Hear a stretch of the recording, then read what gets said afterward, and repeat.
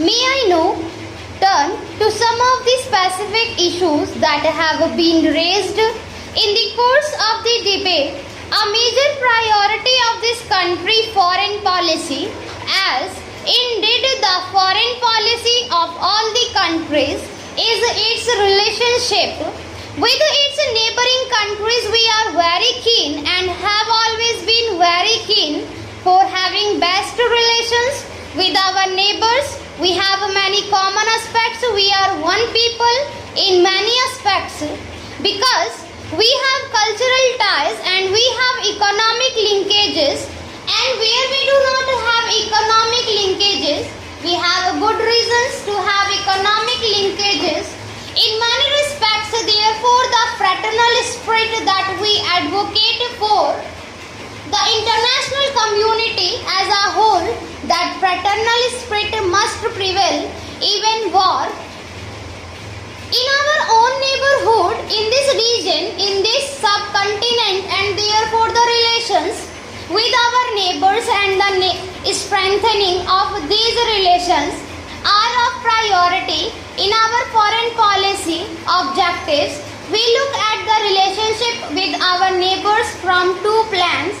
One is the multilateral plane, and that is basically through the regional arrangement of the SAARC, and the other is, of course, the bilateral plan. As far as SAARC is concerned, I would like to submit here that the recent SAARC summit held in Colombo last December, we hope, will impart economic content to growing cooperation amongst the South Asian countries within the SAARC framework. Alleviation of poverty has been accorded the highest priority by the summit leaders who agreed in Colombo to set up an independent South Asian Commission to study and report to the next SAARC summit its recommendations on poverty alleviation in South Asia.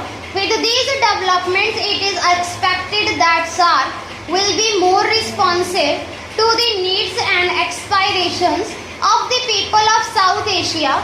As far as bilateral relations are concerned, over the last 1 year or so, there has been, by and large, generally speaking, a substantial upswing in these relations. I could mention, for instance, Indo-Nepal relations in the course of last 1 year.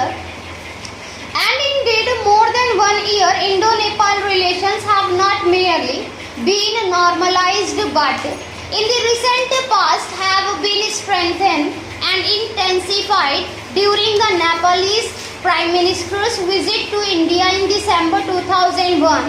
Substantial progress was made in identifying concrete areas and mechanisms for mutually beneficial bilateral cooperation between India and Nepal.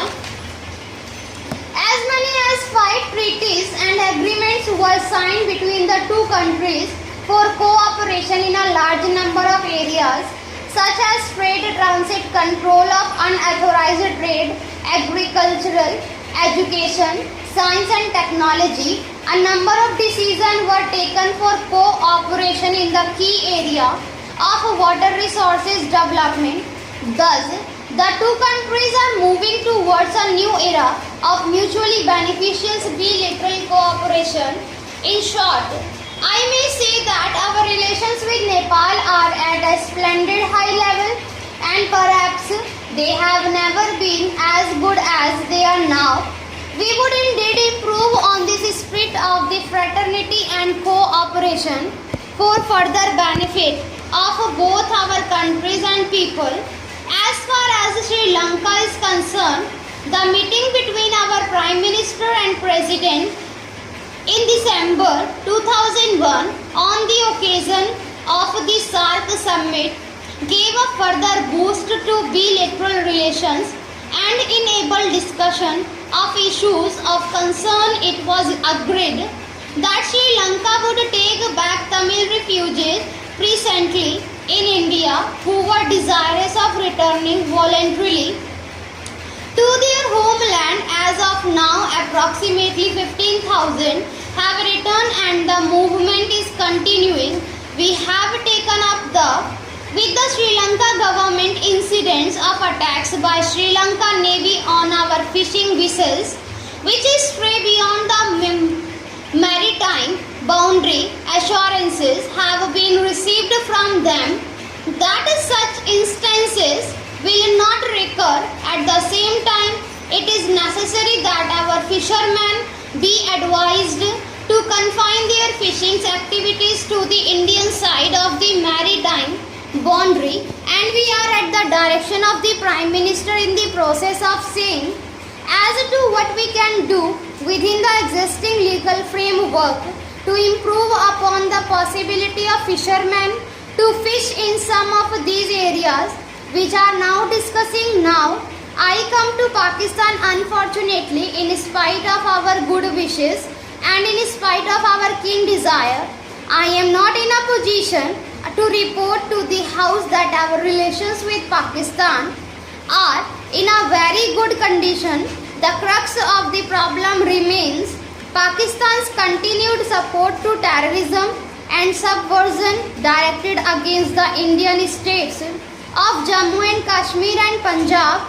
Assurance conveyed by Pakistan in this regard remain to be translated. Pakistan has also been attempting to internationalize the Kashmir issue and has misrepresented and distorted the situation in the valley through false propaganda.